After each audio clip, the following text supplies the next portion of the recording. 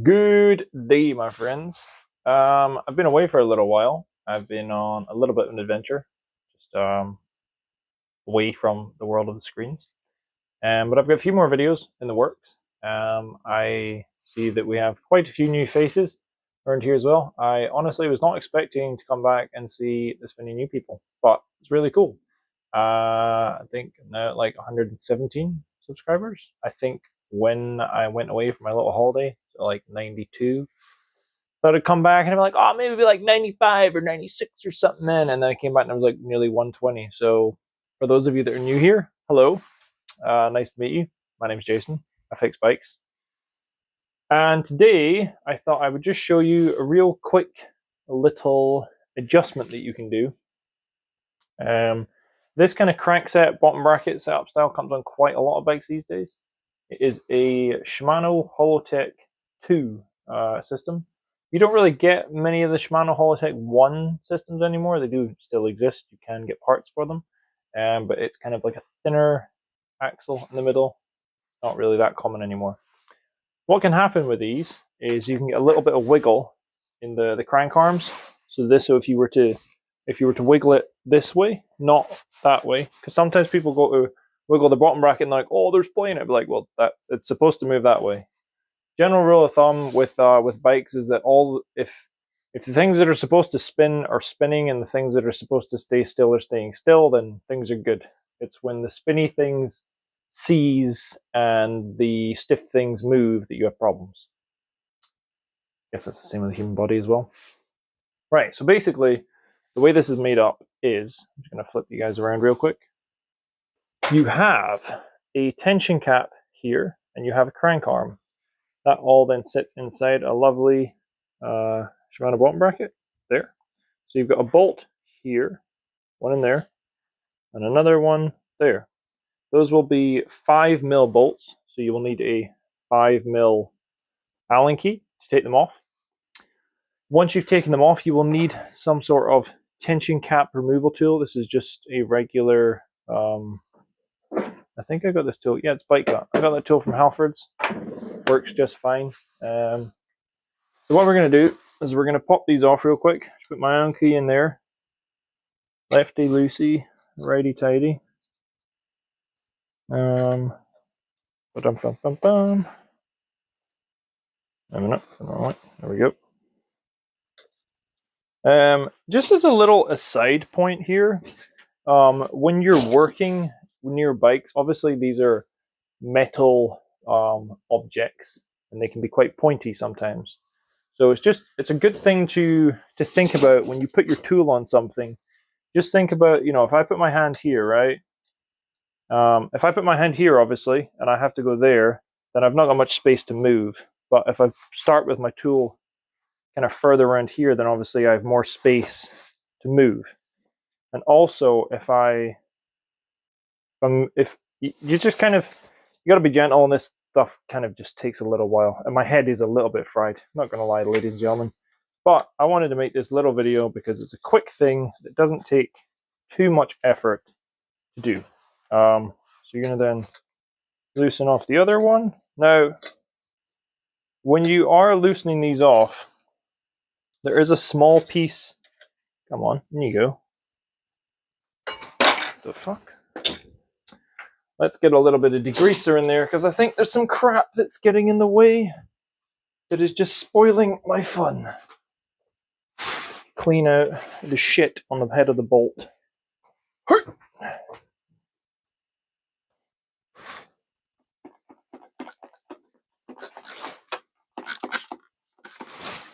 And then I can maybe use a little pick. This is, as much as this wasn't planned as part of the video, this is just kind of fixing bikes. You go, there's like a fairly standard procedure, and then like as you're going, you'll probably discover that something in there is more corroded or isn't as worn or needs more work than you thought it did. And well, that's kind of just life, But as with life, it carries on. And once I get the dirt out of the head of this bolt, it will come off nice and easy. And I can show you how to make sure it's adjusted and nipped up nice and good. I will take the whole thing apart because I want to show you kind of what's going on in here. So we got that out. We got that out. So these bolts are pretty loose now on the top and on the bottom. So what we're going to do now, that little tinge cap tool. Now, hopefully, whoever installed this wasn't an absolute orc, because sometimes when people put these little tinge caps in, they put them in really tight, and then it means the next person, me, now has to try and get it out with this little plastic tool. But hopefully they've been nice and they haven't gone and fucking oh no, yes, that's actually about perfect. The torque on this technically between, I believe, 1.5 and 3 Newton meters. I'm sure someone on the internet will correct me and tell me how incorrect I am, but roughly about that, just a little bit past, close to hand tight. Doesn't really need much. Right, so oftentimes you do need to take these bolts all the way off for the crankset to come off, which is good because you don't want to be just riding along and have the have your crank arm fall off, because that would suck. A very important aside, some people I've had me ask me the question, do you really need the black cap on the end of the crankset? The answer is a hard yes. If you do not have that on there, this cap, that I'm struggling to get off the tool right now. If you do not have that cap on there, your cranks will fall off at some point. I can't say when, but I can fucking guarantee if you don't put that on, it will fall off. Shimano have these cool little brake, I call them Shimano paranoia devices. They're these little things that come installed on, seen them a lot the last few years on newer bikes and disc brakes. Basically this little, basically a little plastic clip that that just, come on, that just sits on the brake bolts, and it's designed to stop the brake bolts from rattling loose. Never had that issue. I think that's unnecessary. However, these are very much necessary if you have a set of Shimano cranks, Shimano Hollowtech cranks. So looks like that in the inside. Bit manky, but that's what it is. There's a little plastic piece here. Looks like that. Just going to give that a little wipe down. That's kind of just like a little retaining clip. Sorry, I just had a moment of fear rush over me as I picked up the cloth and dragged it across the work surface and heard the sound of a bolt rumbling and thought, oh my god, I've not lost one down this side of the bloody fridge, have I? But thankfully the gods have graced me and I have not lost a bolt. Yet. We shall see. Right, so once you've given that a little clean up, just going to give these little bolts a little clean up too. That doesn't look so bad. This is honestly most of fixing bikes, to be honest. For those of you that are new to my channel, the vast majority of what you do as a bike mechanic is cleaning. Is going, oh, that's filthy, and it doesn't work because it's filthy. But then as you get more experienced, you learn, oh yeah, that's why I couldn't get an Allen key in there, because there's really quite a lovely amount of dirt inside the bolt, inside the head of that bolt. But once you clean it up, it tends to work really well. I actually had a really cool experience quite recently where normally you go to clean a drivetrain and it improves the shifting. Like it will. If it's manky and you clean it up, it will, more often than not, it will improve the shifting to some degree. But I had this this bike in my stand a few days ago, where it was like 8-speed and it was barely getting like 3 of the gears. And after I had cleaned the drivetrain, it got all 8 of them. Like it was genuinely all the gears shifted perfectly fine. There was absolutely nothing wrong with it. It just needed a bit of a clean. Right, let's pop it back on. I am later on going to clean these chain rings, but I don't want you guys to have to wait around forever to see how this goes back together. So I'm going to put it back together so you guys can see how it goes together. I've given that a little bit of a clean, put a little bit of grease. There's enough crap on here. The other thing that's really good about cleaning your bikes and just making sure that they're kept clean is that when you clean your bike, you discover things. You see things that are broken, bent, twisted, worn, or alternatively, not worn, not bent, not twisted, not broken, and you know that you get another few thousand miles out of it. But if you never clean your bike, then you never know if it's fucked or not. Before I put it back together, I'm going to take it all off, and I'm going to put it all the way back on. Give me 2 moments to go get a hammer. Okay, I found my hammer. Well, actually, another aside. We'll have a good aside. Put that in there just now. I couldn't find my soft-headed hammer. Now, some people in the internet will be like, oh my god, you can't do that. The bike will explode and everyone will die if you do that. But what you can do is you can take a regular hammer. You can take a claw hammer. I can already feel the internet pulsating with rage. They can then take a cloth. You can then pop it over the end, and you can use that to bonk the Hollowtech axle out. Now, generally, they're not stuck in terribly tight. Sometimes they are, and sometimes you really need to bloody welly on it. Probably something to do with the tolerances on it. But if you don't have a soft-headed mallet, you don't have all the fancy tools in the world, then you can take you can also take a block of wood, a soft wood, maybe something like ply, a little square of ply, because what will happen is the wood will deform around the metal. So worst case scenario, you'll have to pull a little bit of ply off of the teeth, but it'll sit fine. I'm sure someone will tell me I'm wrong, but that's how I do it. One of the ways I do it if I don't have a soft-headed mallet. You can just push it out, but honestly, I've been pushing and knocking things off of bikes with my bare hands for long enough that I kind of don't like doing that anymore, because when you're doing this all the time, if you use your hand as a mallet, your hands just get to the point where they're sore, and I'm not even 30, so I don't want to have arthritis by the time I'm 30. So get some decent tools. I realize I've just said don't have a soft head mallet, and then just get some decent tools. You know, we're all a walking bloody dichotomy, eh? Anyway, right. So now that I've got that old one off, you can maybe see in there that there's quite a lot of crud. Now, bikes, like humans, have teeth, and bikes, like humans, can benefit from a good scrubbing with a toothbrush. So all I'm going to do is I'm going to get in there and I'm going to brush my teeth.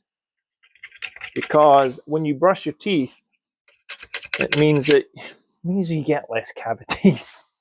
You get less chain cavities. Oh, fuck. No, it's okay. I thought I broke my toothbrush for a second.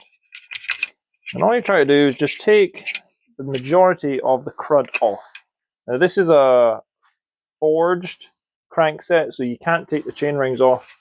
You kind of just have to clean it as best as you can with it being in one piece. Now there's a lot of ways to clean cranksets. My preference is to use some form of degreaser, and then you'll need some amount of elbow grease, some friction. With that, you can get them pretty clean, and it'll work pretty well. Like I was saying earlier, you know, if you just clean the bike, quite often it'll work surprisingly well again. Provided the parts aren't actually worn, a lot of the time, the issues that people have with their bikes can be resolved, or at least ameliorated. Ameliorated? I believe that's what you say it. A great deal by a simple clean. That is now way better looking than it was before. Gonna pop a little bit of grease on this because it will make it easier to take it out in the future. Now, people have different preferences on grease. Some people spend lots of money on that fancy Part 201. I did see one a while ago that might have been Finish Line. Can't quite remember. But I swear it was like 80 quid In fact, I think it was DT Swiss hub grease. You don't need the fanciest grease in the world. You just need something that will do the job. And quite often, that doesn't have to be something that's going to break the bank. Good general purpose thick grease will do.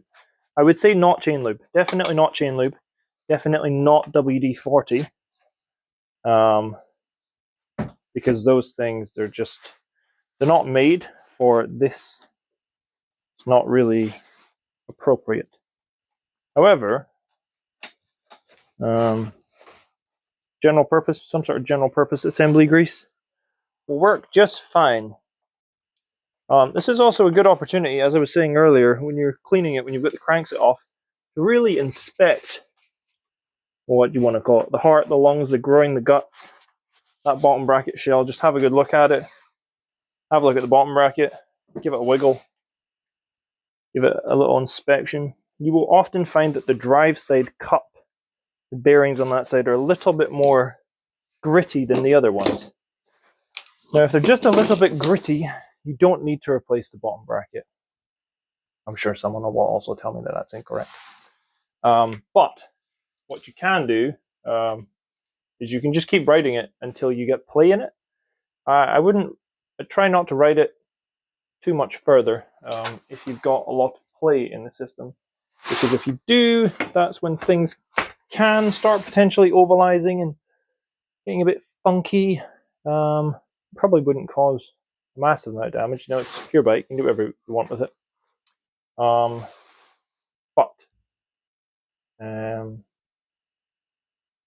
you can ride it. You can ride it with a little bit of play in it. You can ride it with it a little bit gritty. If it's just a little bit gritty, a little bit dry, obviously you can put fresh bearing. You can put fresh bottom bracket in there. I was going to say you put fresh bearings. You can't really. Well, some people will say you can. You can pick the seals off, and you can do that if you really want to. It's up to you. You can also eat cold soup if you want to. Personally, I like to heat my soup up. Now, let me try and get a little bit of a close-up on this one so you can see what's going on here. Because oftentimes people don't do this, and what the hell? So, you will notice that right at the top of the axle, there's a thicker key, and that's down at the bottom. So basically what you want to do is, if you look inside here, I'm not sure if you'll see it with a light. Might do. Maybe just. Yeah. You can see that there's a slightly thicker key there as well. So all I'm going to do is line those two little bits. If this will sit down at the bottom once it's in neutral, so to speak, and you just pop that back on. And if it goes on, it's on, right? Because it physically will not go on. It physically won't go on any other way. It will only go on the correct way. Kind of smart the way that's done. You will then need your little plastic tab washer, which we had earlier. Pop that down like that. Pop the little plastic tab washer in the gap between the cranks. And now you can pop the bolts back on. You've given them a nice little clean up so they're not too nasty. And just hold the crank. Now at this stage, I'm not worried about getting these tight. I just want them in. Because kind of like the way you adjust a headset, if you tighten the stem bolts, that's those bolts, these bolts here, these bolts. Before you tighten the stem cap, then it's just wrong, it's incorrect. So the way you do it is put the bolts on first. Put these bolts on, just get them in there. Just get them in. Now the little plastic thingy, sometimes it's just, you know what, I take it back. Not sometimes, it's almost always a pain in the arse. If you've got one bolt in, and you find that the tab's sitting a bit funny, then just unscrew the other bolt until it kind of sits right. And then it does require a bit of jiggery pokery, but it will eventually go in. There we go. Is she going? No, she's not going. Cause of the bloody tab washer. What the fuck is going on with that? Why don't you want to play the game, buddy? Oh, I love bikes. Man! Right.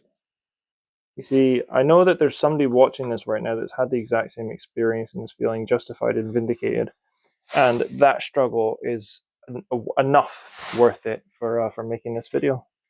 To let that the other person out there know that, you know what, yeah, it's a bit of a pain in the arse sometimes, but you just got to crack on, don't you? Oh, yes. Right, both bolts are going in now. Right, that's in there. That's in there. It still sits really funny. What the fuck is going on with that?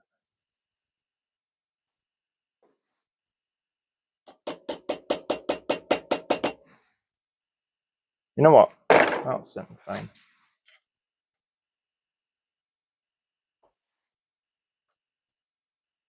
It is in place.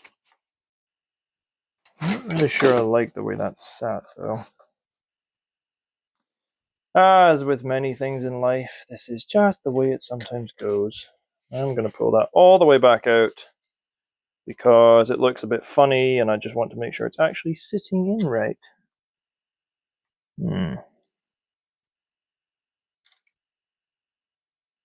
Right.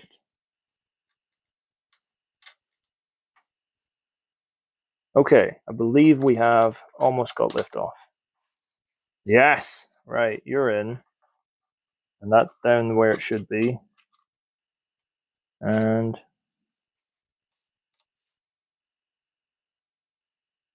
you're going in. And that's as far down as that's going to go. Good. Right, cool. That's in. Now, crucially, when you put these bolts in initially, you don't want them super tight because, as I mentioned earlier, if you do them up super tight to begin with, then you won't be able to get the stem cap back on. And when you put the stem cap back on, use your little tool. There are alternative methods of getting it off, but you will notice. Right, so I'm just spinning it in very gently. It's just starting to nip up. And like an extra quarter turn. It does not need a lot. It really, really doesn't need a lot. And once you've got that on, if you wiggle the cranks, you will probably feel a little bit of play. You will. If you don't feel any play, and you've not tightened these bolts up yet, then you've tightened this too much. And good luck getting it back out, because it's plastic. You dork, that will not be fun. So, just nip these up to begin with a little bit. And the torque on these is 12 to 14 Newton meters. Equally. So 12 to 14 on both bolts. Now, I don't use a torque wrench for most things, but this is one thing I do use a torque wrench for because it's bottom bracket, it's important.